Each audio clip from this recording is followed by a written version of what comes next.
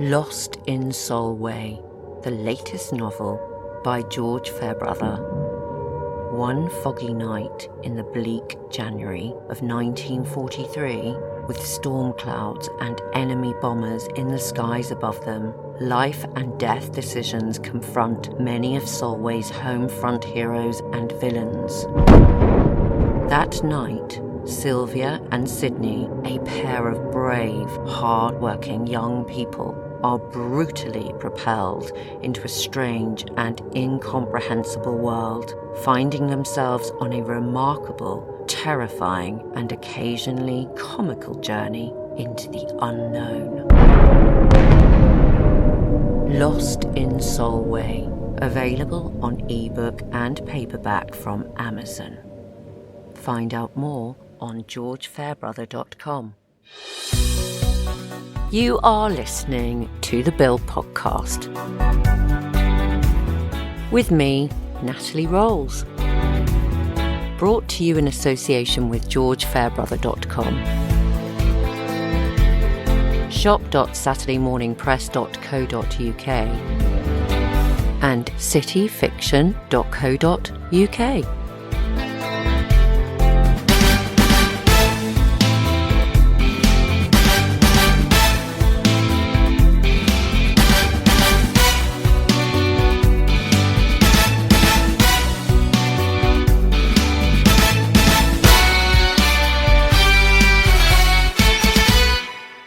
This special reunion between us two CID Sarges reaches its climax as Raji shares some hilarious encounters with the public when we talk about fame.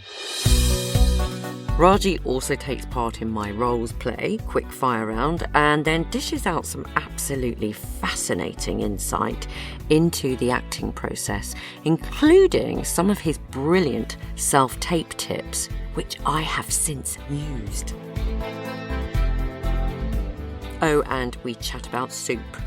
Lots of soup. We hope you enjoy.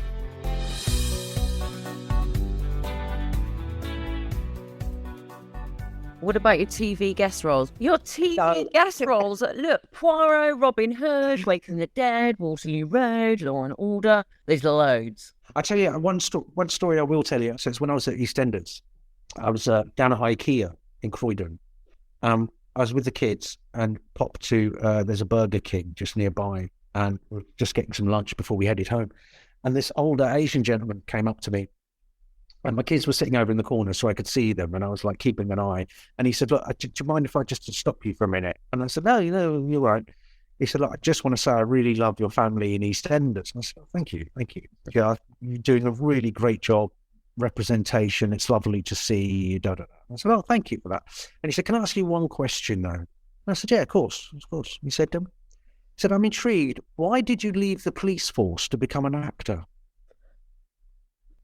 That is golden, that one. Oh, that. I mean, what'd you do with that? Hilarious. What do you do? How do you answer that one? That was a question that I was going to ask about any, fan stuff that's. There you go, you've answered it. That's remarkable. Yeah, that's the weirdest one I've had. I mean, luckily I had my kids there, so I said, oh, look, I'm so sorry, I've got to go. My child's just dropped his thing. And I sort of, So he must have thought, and I think about this almost on a daily basis, he must have thought that The Bill was a fly-on-the-wall documentary, but he understood that EastEnders was a fictional TV program. At least it was that way around. Well, yeah. Although I did have a woman in a supermarket once stop me, and we were chatting away for ages. And she said, oh, how are you? And I was like, fine. And because I'm really terrible with names and faces, I didn't know if she was someone I knew, like from the kids' school or something, And then the kids came up and were like asking me for stuff because we were in a supermarket, and they were saying, oh, can we get so? And she went, oh, they're your kids. And I went, yeah. And she went, oh, didn't know you had kids. So straight away, my brain's going, oh, well, I obviously don't know you, because anyone who knows me knows I've got two boys. And she went, yeah, because you never see them on the square. Oh, you stupid. That's a gem, that one. Supermarkets used to be the one for me. The people would be like, I really, you're horrid. You're really... And yeah. Oh, excuse me. just going to get... Yeah. Really? But they do take it on board. It is weird, the stuff that we take for absolute granted, because we're sort of aware of the industry and how it works, that I don't think it's dismissive of me, but I think we don't realise actually some of it is quite difficult to grasp. You know, especially when you're seeing someone in your house on your telly every week or every couple of days. It's kind of weird, actually, that all this stuff we take as normal. I'm going to do a quick fire round. I don't know that I do quick fire, but go on. Do a quick fire, darling. Every answer's a 10-minute monologue. No, you can do quick. You can do quick now. Favourite film? Oh, Shawshank. Shawshank. Yeah, Shawshank, Yeah. Green Mile. Yeah. Tastiest meal that you've ever had? I love food. I don't know. Oh, Because there's so many different... I love food so much, and I cook a lot. Oh, we might have to do a whole other podcast on food. Oh, I'd love to do one where I keep thinking I might do a thing for YouTube where I just cook a meal, just to see if I can do it. I mean, I can cook a meal, but whether I can film it and make it interesting. All of that. Yeah. I'm the same. I'm like, this would be really cool. I could do this. And who's going to film it? Yeah. Honest thing. I think my tastiest ever meal that is a memory of being in Italy in the middle of absolutely nowhere filming something. And we were taken off to just a rooftop restaurant that seemed very basic. And it was rose petal pasta with fresh cream, rose petals, pistachio. I mean, it was just simple, but it was one of those meals where you just go, I will never repeat that. I could never make that as beautiful as that was. But yeah, that really sticks. And then this other thing in Italy, which was just a side of a cow, probably. It was the most... Everyone in the restaurant had the same thing. It was just a bottle of red wine and a green salad. Simple. But that was just like, I could eat forever and ever. And most played song. I'm not really a big... I'm not really a big music listener. My wife is. I'm surprised. But because I'm driving a lot now, when I'm going up and down to Liverpool, I have a little playlist. Okay. So that's sort of on shuffle repeat kind of thing. So I guess the big songs that come to mind on that are Mr. Brightside. That's always that's a banger for when you're in traffic. Uptown Funk. That's another one. Yeah. That's a good one for in traffic. I really like, I think it's Ella Fitzgerald, Ghosts. For some reason, a lot of Little Shop of Horrors comes on, and I'm not a big musical fan. Oh. But you have a sing-along. I do like the Seymour songs. I like his stuff. So yeah, I don't know. Great. There you go. Most famous person in your contacts in your phone. I don't have any. I've got the current cast of Hollyoaks, people I worked with. It's whoever I'm working with at the time. I think I've still got Shane Ritchie's number, but I don't know if he'd answer my call anymore. Your greatest place on earth that you've ever experienced? And this is going to sound really cheesy, but I think it's where I live now. Aw. Because every day that we go out, if we go for a little walk, we go 2 minutes down the road and we're on a beach. Yeah. And my wife and I just almost on a daily basis go, oh my God, I can't believe this is where we live. You know, we live on Holiday Island. We're just living on holiday. Yeah. That's the best feeling. So I think where we are now is the best place. Yeah. That's fantastic. And you've been married, I don't know how many years you've been married. Oh gosh, don't ask me that question. 10, 12 no, 2010. So I was 40. So 2010. So What year is it now? 12. Yeah. Yeah, 12 years. Congratulations. Thank you. That's lovely. So you live. What's the big thing that goes on there in the summer? We have a kite festival. So it's like people surfboarding with kites. You know, what do they call that? Oh, yeah, kite surfing. Yeah. Kite. There you go. Thank you.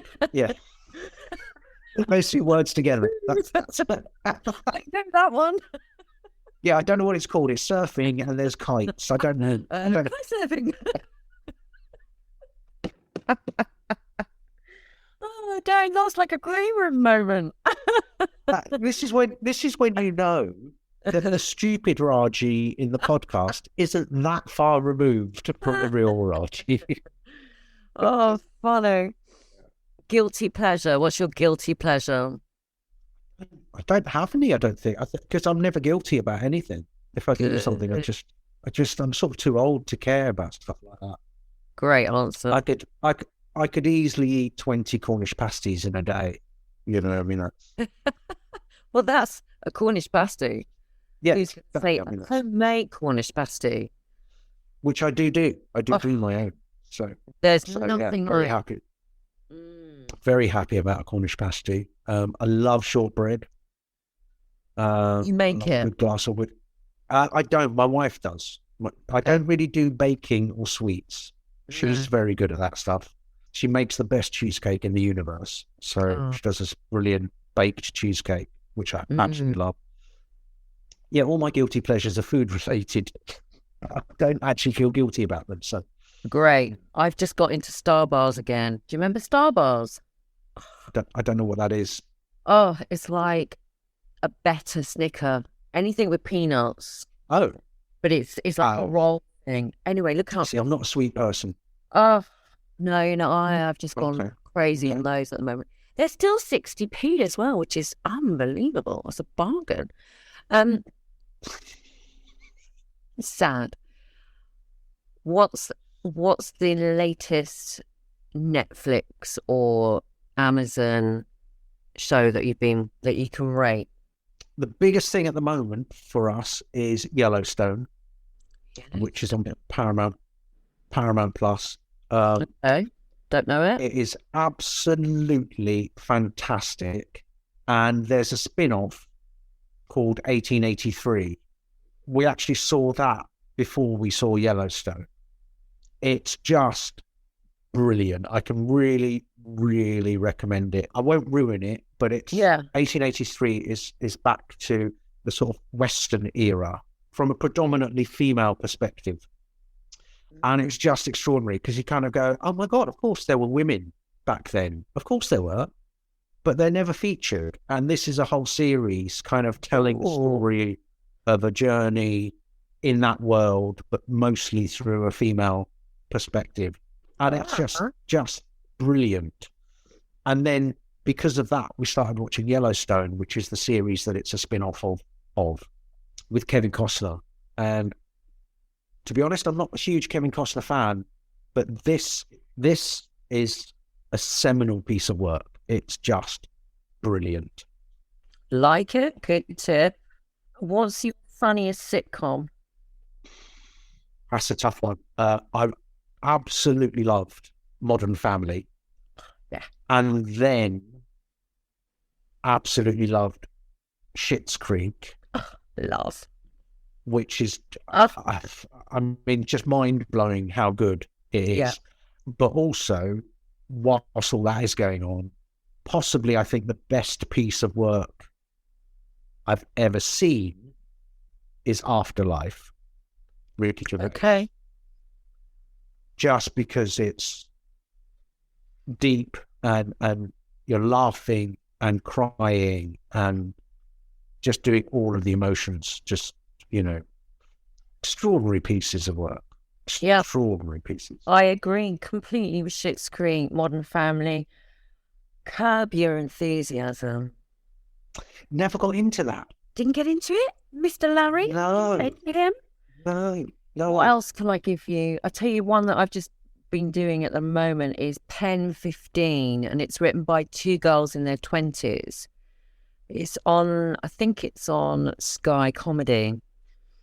They play teenagers but they're in their 20s, and it covers such a range of subjects. Pen 15, and it's written like penis. This is just my sort of thing. That would make sense. Yeah. Okay, I shall look it up. Look it up, Pen 15, but they're short, I think 23-minute episodes, but it's really clever. Can we talk about your long hair? I love the long hair.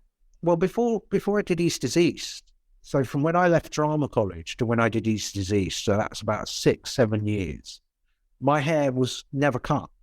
I mean, it was down past my shoulder blades. And my first day when we went into film East is East, they just cut it all up. And that was it. It just stayed short until I didn't have a job. You can usually tell if I'm working by how long my hair is. Yes. Because I've got into this habit of I don't cut my hair unless I absolutely have to. Because when you're working, they want it cut how they want it. Yeah, they look after you. So they tell you how long to keep everything. And yeah, exactly. I think a lot of the times where I've not worked, part of me thinks, oh, it's the industry, it's difficult, da da da. But actually, do you know what? I was write some letters, make some phone calls. It always has a good result. The work isn't just when you're on set. The work is all of the prep work. It's all of the chasing up, doing research, finding who's doing what shows are available, how can you get seen for them. It's graft. It's a self-employed job. I had a student. Oh God, that sounds rude. I had a student recently who'd paid to go to one of these casting director workshops. Where you pay to be told how to do stuff, and their way from it was, so every no, a step nearer to a yes, and they said, oh, is that the case? And I went, no, of course it's not. Every no is literally a no. That's all it is. It's like tossing a coin. Just because it was heads last time doesn't mean it's going to be tails next time. You've got to put the work in each time. You've got to, see what's working, see what people are responding to. If you're getting no's, then it's either that they're wrong or you're wrong. That's all. That's the only two options.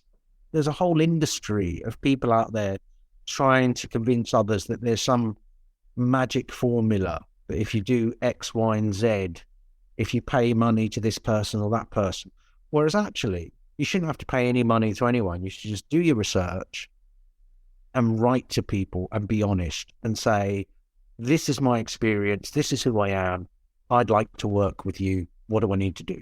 And do that 1,000,000 times. Do you email people, Raji, rather than... I do. Yeah, I go through phases where I have, for months, obviously my agent's doing stuff, and then maybe once or twice, maybe 3 times a year, I'll put together a bunch of projects that I've heard are happening or contacts of people that I know are working on things that I'd really like to be involved in, and I'll just blast out a load of emails, update my videos on whatever it is, Twitter or YouTube or whatever, and just say, look, please, can I come and work for you? Yeah. If you let me, Dream project. What would be your dream project? I think I've pretty much done most of my dream projects, to be honest. I think I've been really, really fortunate. I think something sci-fi that's full on, big budget, sci-fi world would be nice. I mean, I've just done a very small piece in the new production of The Man Who Fell to Earth with Naomi Harris and Chiwetel Ejiofor. And when I got that job, it's the first time, and my wife said this, she said that's the first time she's seen me emotional about getting a job. Because I had tears in my eyes when I told her, yeah, they want me, I'm doing it. And it was only in 3 scenes, 3 small scenes.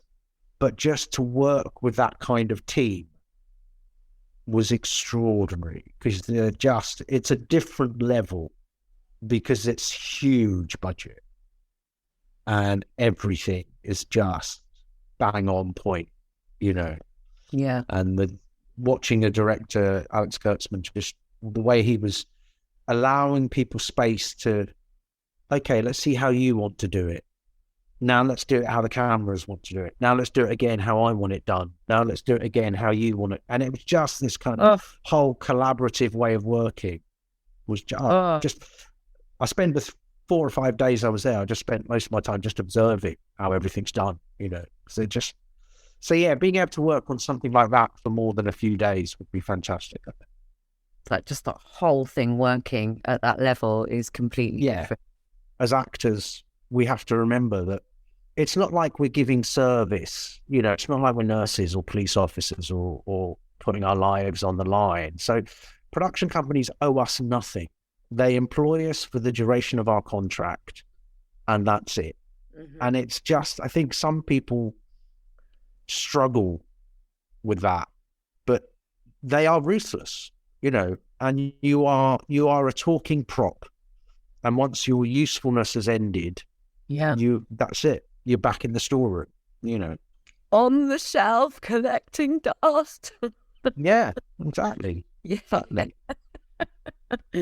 That's why I think for all of us, I think it's probably true for any self-employed industry, but I think for actors, it's really important to be secure in yourself. When you're getting all those no's, as long as you're happy with what you're doing, as long as you're happy with what you're submitting, you're happy with your show reel, or you're happy with your CV, then just keep doing it, but have a life, live, take walks on the beach, go fishing or whatever, or get a job in a supermarket or in a pub or whatever, somewhere you can enjoy and you can just be yourself. Because I know that for me, that's been the thing over the years, whether I've been teaching or whether I've been delivering sandwiches or working on a building site, those are the things that keep me in touch with life. That's really good advice. That is it, isn't it? If you're happy with yourself in the day, in the night, and you wake up with a fresh look on it all, it's absolutely fine. It's what self-employment's about. And it gets out of this cycle of feeling as if your job is to please other people. At the end of the day, I think Bryan Cranston said it in his book that the best situation to be in is when you walk into an audition, walk in as if it's your first day on the job. It's a silly little mindset change. But if you walk into an audition just in your head thinking, right, I'm just going to work, all pressure goes, and you then put the work in because you want to work that script, you want to work that character, you want to, so when they sit there and ask you questions about, how do you see this? You know the answers because you've done the work. Mm-hmm. You're not going in there to please them. Walking in, when you just say walking in to the room, because we've not been able to walk in the room for the last... Yeah. I'm really struggling so much with... Oh, I'm not. Tapes. No. Because I think... I love... You like it. You like doing self-tape. Mm. You don't want to go in the room and meet people. Never again. No. It's interesting. No. My wife has pointed out, and she's absolutely right about this, that I'm really successful at getting jobs if people don't actually get to meet me. I'm the opposite. I need to be met. No, I think I get too much nervous energy. And as you've probably seen during this podcast, is you'll ask a very simple question and I'll give a 25-minute answer. And I think I have a tendency to do that in an audition. And I think it's a bit much. Whereas the self-tape, I set everything up, press record, go through the script 5 or 6 times, one after the other, boom, boom, boom, boom, boom. And then I edit it together and send it. And I only send it when I'm happy with it. So I don't, it's not like an audition where I'm getting on the bus afterwards and go, I should have said this. Okay. And does your wife play the other part? Have you got a little thing going on? No, you get someone else. No. I have an app that I use. It's called Script Rehearser. Script Rehearser. Seriously, I've got to do something different. So maybe this will help. The Raji magic. There's a couple of things I do for self-tapes that I think I'm not sure anyone else does. So first is I always use a green screen. So I do everything in front of a green screen. And even if once I've put it together, I'll just put a plain background in replace of the green screen. But then I can choose a slightly different color. So it might be gray, or it might be slightly blue, or it might be slightly red, depending on what the scene is. Okay. So I can just, do that. That's funny because my boy said, he obviously knows because he's 15, and he said, Mum, we should get a green screen for home and then we can just fold it away. So he was absolutely on point, wasn't he? But I don't wear the top, this green top. Yeah, don't wear that. And also, I use my phone, which I haven't got with me, but I film in portrait. That way? Yeah. So I film it that way. Yeah. But, so if you imagine this is that, but when I edit it so that the landscape is like there, and then I can pan up and down within that frame. So it just gives you a bit more scope. So if that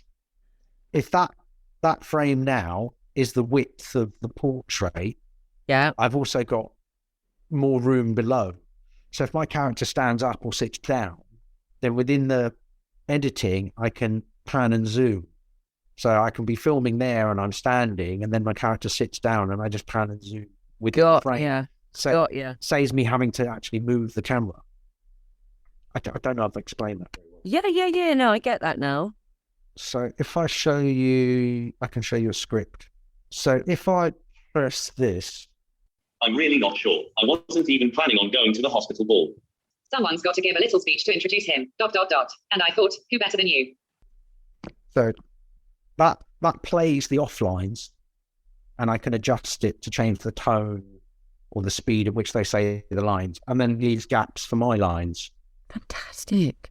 So then I can say my lines and then it'll carry on. And that script rehearser, that might help. And if you've got a really fast turnaround, like you get the self-tape request in the evening and they want it by tomorrow afternoon, then you can even, because I have this next to so I've got my phone here and I've got this next to it, and I can just read the script. And that's also my eye line. So, that's helpful. Much as I would obviously always learn the lines as best I can. Yeah. But those moments where you just don't have time. Top tips. Woohoo! But it also helps that I have a 3D printer. So I make all of the little brackets that I can put on a tripod. So I can have my phone, my tablet, my little light, plus brackets on my soft lights and things. So I've just 3D printed all the bits. So it's really quick for me to set up. Oh. Yeah, but I love self-taping. I know before the pandemic, there was a few actors I knew that would talk about this thing, self-taping, because they didn't live in London. And they would say, oh, it's really good. I can do this. And I think, oh, that sounds really complicated. But now that I'm doing it and I'm trying to improve it every time I do another one, I just love it. I love the control it gives to the actor, because you can't have anything better than being happy with what you're sending. And if I'm happy with what I'm sending, then it doesn't matter if I get the job, because I feel as if I've done a piece of work. I feel as if I've grafted and I've done something. And so if they say, oh, we're going with someone else, I don't take it personally, because I know what I did was my best. Yeah. I think the ones that I have done, and I think I'm getting better and better, I sort of do it in the feeling that I've done well, and I'll look back and go, yeah, that's okay. But actually, if I did that way, I could keep going, not have to rely on that person that I've brought to, they've only got half an hour or da-da-da-da. So I'm going to try your way if I ever get another self-tape. Well, do you know, that's the other thing, is I spent, this is even before we moved at the beginning of the pandemic, I spent a long time practicing before I even got a self-tape request.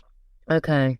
So I was practicing how to set my gear up, what lights work best. Do I need to buy new lights? Do I need to get this?